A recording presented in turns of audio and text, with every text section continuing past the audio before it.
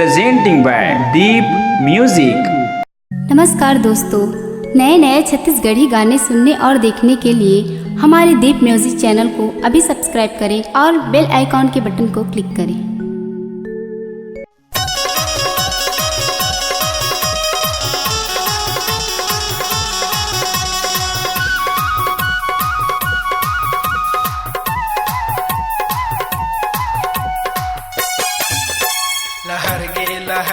लहर गे बाबा, सादा झंडा है तोरे पहर गे बाबा, सादा झंडा है तोरे पहर गे बाबा।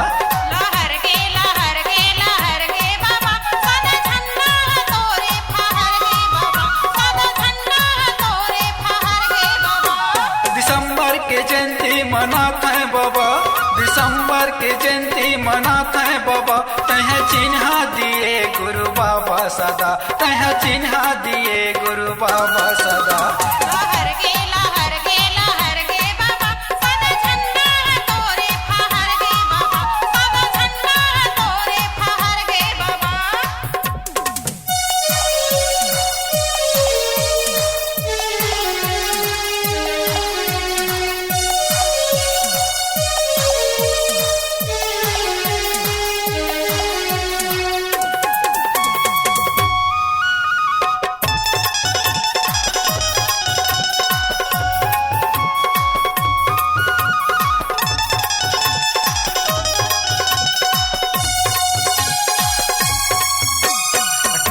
दिसंबर के जयंती मनाते हैं, घासीदास गुरु के नाम से झंडल चढ़ाते हैं, घासीदास गुरु के नाम से झंडल चढ़ाते हैं।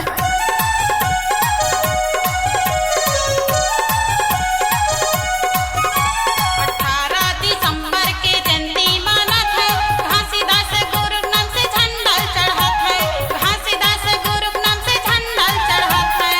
जुर्मिल के रैली निकालते हैं बाबा, जुर्मिल के रैली निकालते हैं बाबा, तोरे पंथी मंगल लगाते हैं बाबा।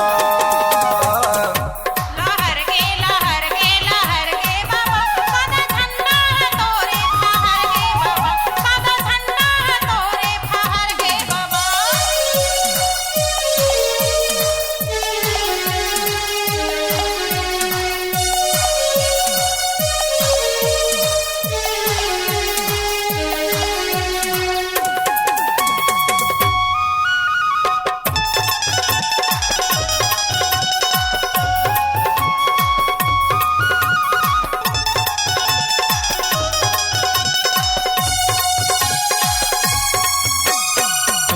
निशानी गाँव गाँव बगरे है, गली मोहल्लम से ते खामे गड़े है, गली मोहल्लम से ते खामे गड़े है।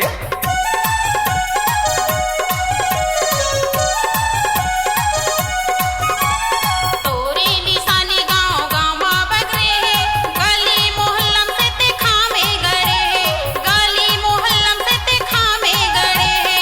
तोरे निशानी के चिन्ह बाबा, तोरे निशानी के चिन्ह बाबा, सतनामी मने दे धारे बाबा।